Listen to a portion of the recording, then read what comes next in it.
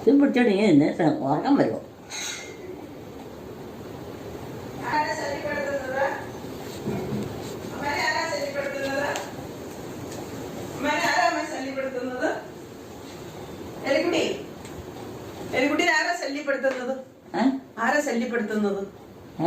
ആരാ അമ്മേനെ ശല്യപ്പെടുത്തുന്നേന്ന്? ശല്യം? ആ, ഇനിയാ ശല്യം ചെയ്യുന്ന ആരാ? അപ്പോഴും കിടന്ന് ആരാണ്ടോട് വെള്ളം ഉണ്ടാക്കണ കേട്ട്.